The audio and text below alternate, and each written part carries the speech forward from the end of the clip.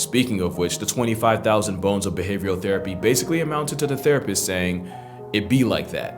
This isn't an anti-zoo video or me trying to morally grandstand to y'all. I think zoos need to read what Mrs. A. According to the therapist, Gus is just bored and mildly crazy in the way that a lot of people are in New York. Are you serious? Oh, well, it's just like that, you know. It's the New York life. He's swimming over here. Halloween is tomorrow? No, it's the 31st, right?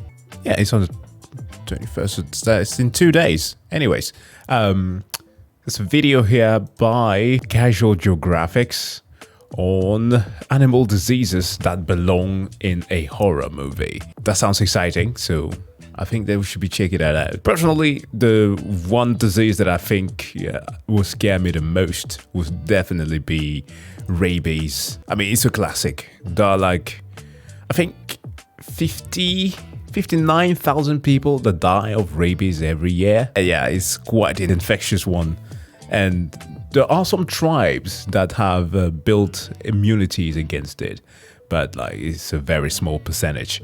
And we don't exactly know how that works specifically. And the way that some have managed to like literally cure rabies has been by going through insane means such as putting the patient through a coma. When it comes to diseases like that, I think that is going to be the most scary for me. But Casual Geographics and this video, let's jump into this. Yeah, tribe members are built different. Perhaps it's we should reject modernity and return back to the forest. Oh God! Why are you running?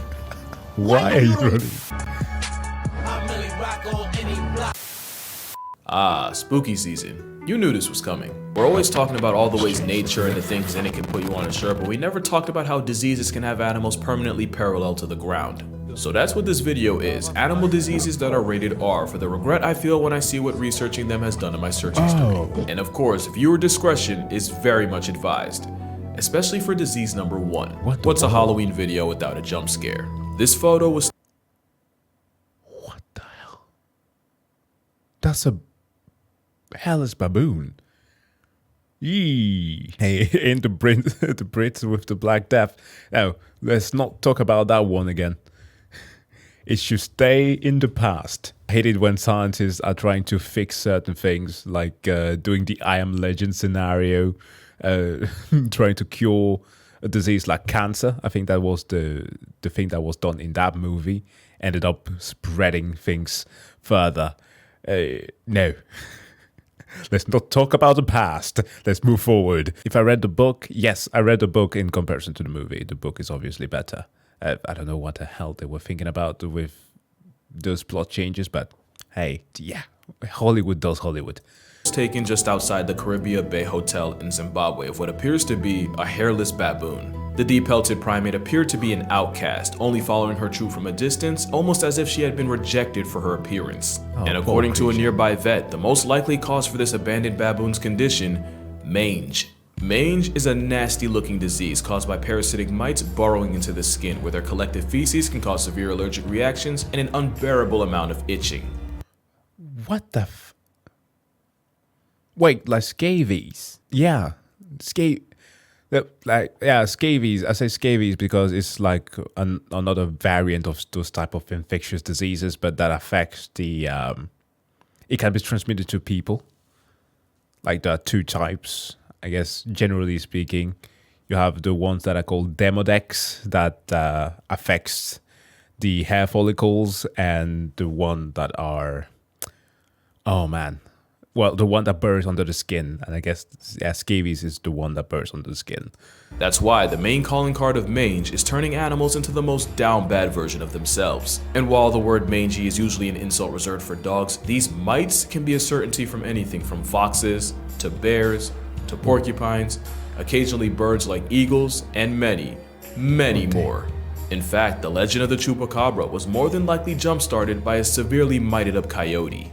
And in 1996, there was an outbreak of sarcoptic mange that griefed a family of mountain gorillas in Uganda, even expiring one of their babies. The mites themselves aren't a death sentence, but they slowly weaken the target, making them much more vulnerable to infections. And they can easily spread, especially if you're a wombat whose burrow mates with a walking mite mosh pit. The mites are so persistent that in Pennsylvania, a black bear with more than 50% hair loss is considered a lost cause, and not only is it retired from life, it's also incinerated so the past tense bear can't possibly infect any others.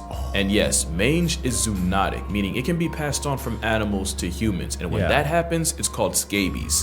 To be fair, it's normally easy to treat in people, but those with weak immune systems or those taking immunosuppressants can find themselves gatekept from a life of comfort. There's also Demodex mites, which shack up in hair follicles, and even a couple species that make their home in the human eye. So yeah, mange just might be the most aesthetically upsetting ailment here. The polar opposite of the next disease, because where mange is visually visceral, zoochosis is almost purely psychological. You've probably heard of the condition where animals in captivity do the same thing over and over with no goal or purpose, almost like they're in a trance, and one of the most popular examples of this are those videos of elephants swaying back and forth. Except zoochosis is much more than that. Of course, you have your swaying and almost neurotic pacing around their enclosure, but the zoochosis signature also includes excessive grooming, personal punishment like self-biting and self-mutilation, turning puke into an infinite food glitch, and coprophagia, even in animals that wouldn't normally do it. Okay, I know that it's not always the case that zoos are quote-unquote bad because they do a lot of good too. But man, when you hear about things like this, it really makes you want not that to be a zoo, or at least to be better supervisions of these animals, because eating their own feces because of an infection, that's dark. But the disturbing part is, like mange, it's believed that zoochosis can also be contagious. If an animal is housed next to one exhibiting the stereotypes associated with it, chances are that same animal will too. This captive psychosis is likely triggered by a lack of stimulation and enrichment, and it's more common in higher intelligence animals, especially those that would normally have a wider range. Elephants checking both boxes is likely why 40% of captive-turned pachyderms show symptoms of zoochosis. Orcas are one of the smartest non-human creatures alive and can travel well over 40 miles a day for food. And almost a year ago today, in 2022, a captive orca named Hugo tragically resigned from reality after violently slamming into his tank wall until he suffered a life-ending aneurysm. And in 2005, a mother hamadryas baboon groomed her baby so excessively that he looked like he came out the womb beefing with wizards. To be fair, we can't really prove that this was zoochosis working overtime, but bro got the Mr. Clean Cut. That ain't a fade, it's a flea. But the most popular and probably most depressing case of chosis was Gus. Gus was a polar bear that lived in Central Park Zoo for 25 years. At one point, visitors and keepers noticed that Gus... Okay, look. 25 years. It should be like a shift. Pretty fast bear. Don't say that. It might make me start watching theory videos on FNAF. I don't know. It feels weird. Like that's a whole last generation of being there, trapped in a zoo. It feels strange to me. I don't like that. Gus would spend all day swimming in figure eights, sometimes for up to 12 hours straight.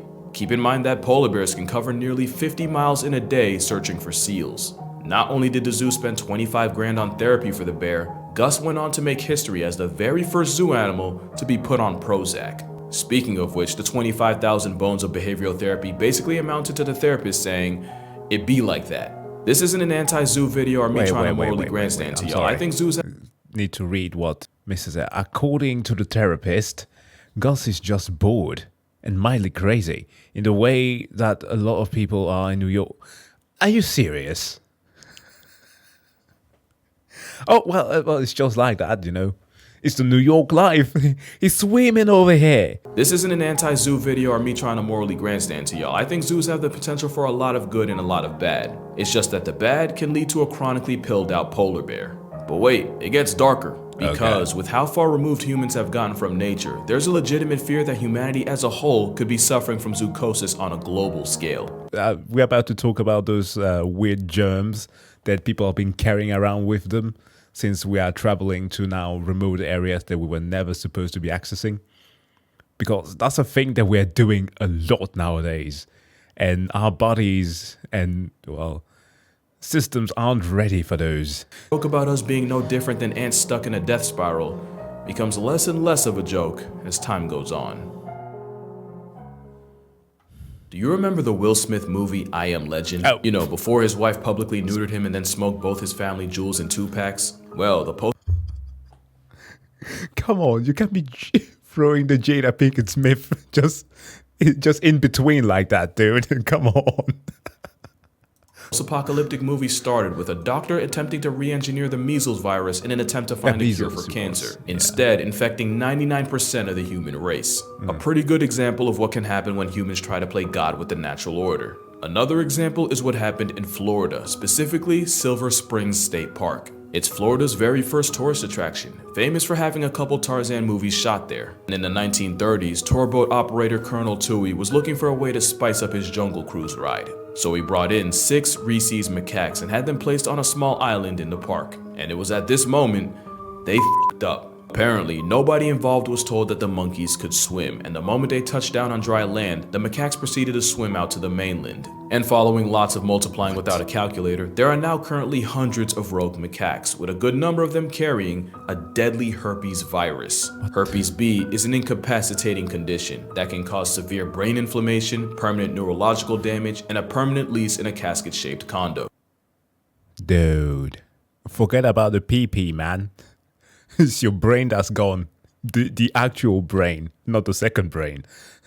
Now, fear-mongering aside, the chances of catching it from a monkey are incredibly rare, but not rare enough to be zero. In 1997, a researcher was working with a rhesus when she was splashed in the eye by indeterminate fluids. Even after immediately flushing her eye out for several minutes, the 22-year-old died December 10, 1997, almost exactly 6 weeks after first being exposed. What the hell? According to the Center of Disease Control, since 1932, there have been 51 cases of people being infected with the B virus, with 21 deaths and an 80% mortality rate for those untreated. That same fatal virus is currently being backpacked by up to a quarter of the hundreds of macaques running around the Sunshine State. Worse, it's believed they shed the potent virus through their saliva. So far, there's no known case of one of these Marion County monkeys passing off the virus to a human. The problem is, the monkeys have managed to lose their natural fear of humans, and there was even one incident where the park had to be shut down after a family was threatened and chased by an especially malicious macaque. It's the worst kind of invasive, and it's 100% our fault, and although the virus-peddling primates haven't caught a human body, it's definitely one of those cases of F around and find out. No. One of the most unsettling... I don't want that, man. We are so close of creating Planet of the Apes again. Like in an alternative universe. I keep on thinking about the old movies in contrast to the reboot. But no, I wonder how much the government would pay to kill them. I think a lot, if it becomes necessary. Just your average random neighborhood in Florida.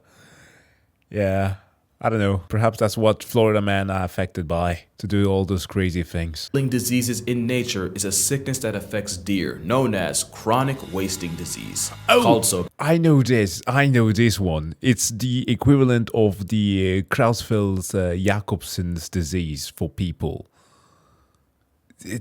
This one is bad. It's really bad. I made a joke once about like 2 men discussing whether or not they would want to have Alzheimer's or Parkinson's. One saying that he prefers to have Parkinson's because he'll at least be wasting half of his beard instead of forgetting, at least where he put it. And I told that to a friend of mine who studies medicine. He wants to be a doctor, but is currently a nurse. And he told me, well, let me tell you about the Jacobs disease. And I was like, okay, what's that? It's something that basically shapes your brain into a sponge, pokes hole in it, and leaves you damaged. It's messed up. It's messed up. The fact that things like that happen and can then be transmitted from animals to people is like, whew. Like there are a few cases, I think he said around 300 cases a year that is found on people. But still, I wouldn't wish a fate like that to anybody.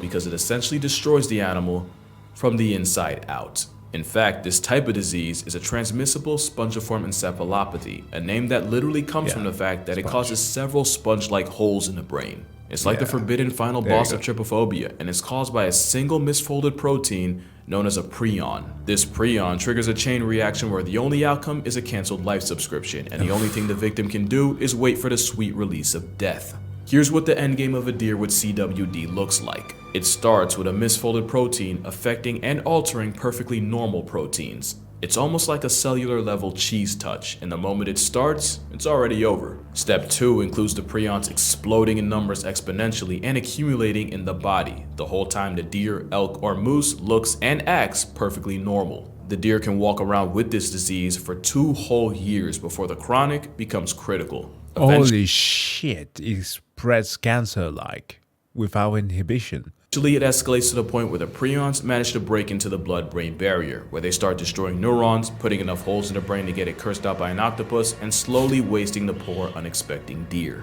Deer with CWD seem unable to process anything around them, including danger, and if predators or playing freeze tag on the freeway doesn't take them off the senses, they die a slow and painful death to starvation as their brains shut down.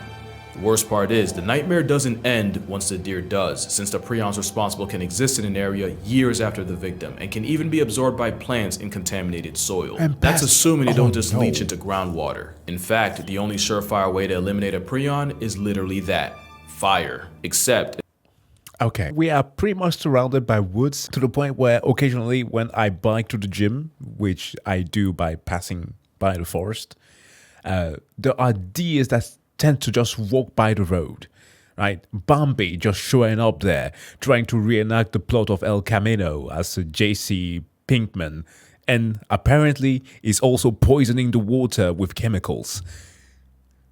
No, this is sort of the same issue with mad cow's disease. Yeah, actually, speaking of which, I think that they belong to the same thing, as he mentioned, the prions. Just is like a... oh man, I hate to pronounce that word. Colloquial term for all of those type of diseases. It's not as simple as cremating a casualty. That'd be too easy. It's said that it takes heat at a minimum of 900 degrees Fahrenheit or 482 degrees Celsius to properly pack up a prion, and some sources say to hike that up to 1800 to be safe. But the part that makes prions one of the most horrific things not native to a horror movie is where they come from. It's believed there are 3 main factors that cause prion diseases. Genetics play a relatively small part, with only 10 to 15% of cases in people being attributed to them. The second and by far most common cause is the disease being sporadic. Basically, that just means that not even science can fully explain where they come from, but that it's like it happens out of nowhere. And the third is an infected deer contaminating something like a water source or a feeding station with body fluids and passing it off to the next. And remember, not only can prions insist on existing years after the fact, keep in mind that most infected deer look no different from any other, right until it's time to disconnect from interface eternally. That means that the 3 main causes of wasting disease are completely RNG, and that is remarkably terrifying. And it's not just deer that can get packed up by prions. There's mad cow disease in cattle and scrapie in sheep, named after the fact that it can cause them to compulsively rub up against things like fence posts until they literally scrape their wool off. There's even a human equivalent, Creutzfeldt-Jakob disease. While there's no known reports of a human ever catching CWD, specialists have warned that with the thousands of CWD-infected animals eaten by people a year, there's growing concern that the disease may eventually be transmitted to people. But damn, okay. You gotta tell my my stepdad, oh not my stepdad, my two. I needed to remember who it is that hunts him or his brother. But anyways, to be careful when hunting. Yeah, you gotta sear the deer before you eat it. Yeah, it is a joyful, spooky season, it is. Maybe it's still a lot better than the last, and in my opinion, the most horrific disease in this video. Because not only is rabies one of the harshest death sentences nature can serve, it is 100% transmissible to humans. Rabies is said to bury nearly 60,000 people a year, and since the most common way to get it is through dog bites, it's the worst in places with a high stray population. Which is why India, a country that criminalized murking stray dogs, has about 20,000 names crossed off the census a year by rabies. Yeah, I've seen rabies cases in my birth country of Cameroon. It made me very fearful not just of dogs, which is weird. Like today, like they are my favorite animal beside my cats. But like, man, back then you couldn't go past a dog and not have the fear of gas drug into you and raccoons. Yeah. And as I mentioned before, like when you see it in people, the fact that they are afraid of water, like, hey, here, take a sip. You see a dude just flailing frantically, like, don't touch me.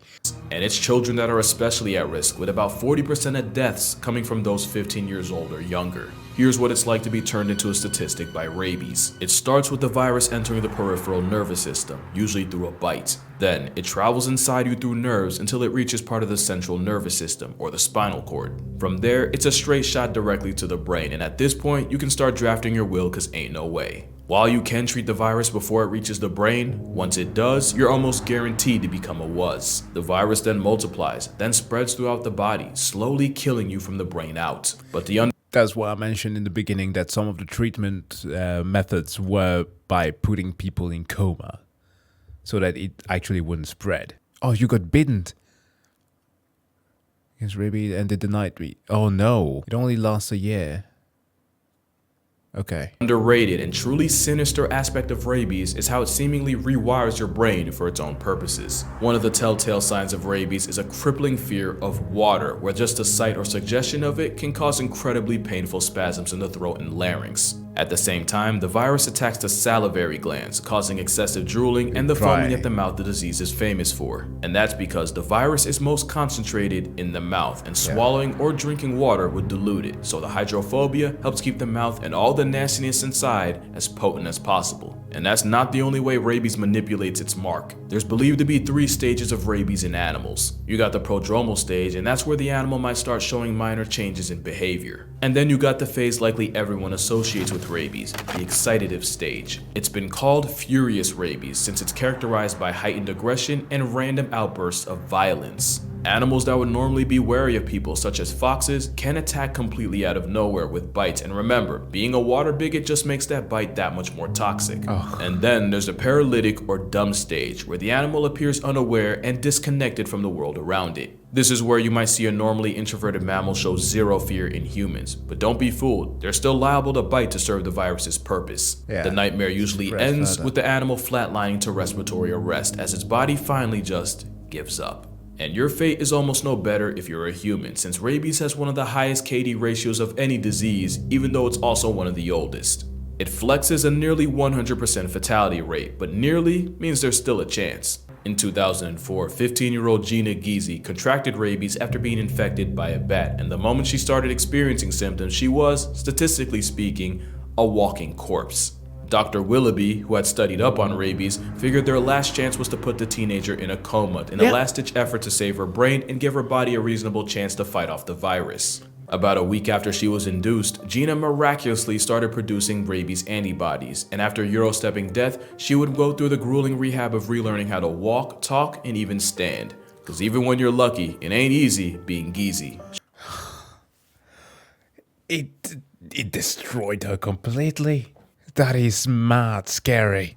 She became the first person to ever survive the rabies virus without a vaccination, and even went on to start a family. But don't get it twisted, the Milwaukee protocol that saved her has been used on 41 people, and only 6 have survived. The ones that do still run the risk of waking up severely disabled, which is the best you can do when negotiating with death, since that's exactly what treating rabies is. It's a horrifically debilitating disease, and even though it takes about 1 to 3 months to show symptoms after being infected, there have been cases of people walking around with the virus for 7 years. At the same time, if the virus manages to invade you close enough to your brain, you can easily be down bad less than a week after being exposed. With a virtually 100% kill rate, and the thousands that lose their lives to it a year, it's definitely one of the most unforgiving viruses out there, which is 9 months of fear and no alcohol. Which is why the greatest basketball player of all time isn't Michael Jordan, LeBron James, or even Kobe Bryant. It's Manu Ginobili. Because during a Spurs-Kings game in 2009, a bat managed to find its way inside the arena, causing everyone to immediately panic. Until the 6'5" Argentinian backhanded the bat and put it out of commission, and proceeded to help lead his team to a 20-point win, along with a victory by TKO against the bat. One man managed to potentially solo one of the deadliest viruses of all time, and he wasn't even a starter. And you'll never guess what day this happened. Manu. Yeah, that's right. Wow. Wow. Okay. Okay. This entire video was just a setup for Halloween. Man, you win the award. You win the award for best setup of this year. Bravo. Happy Halloween and stay safe out there.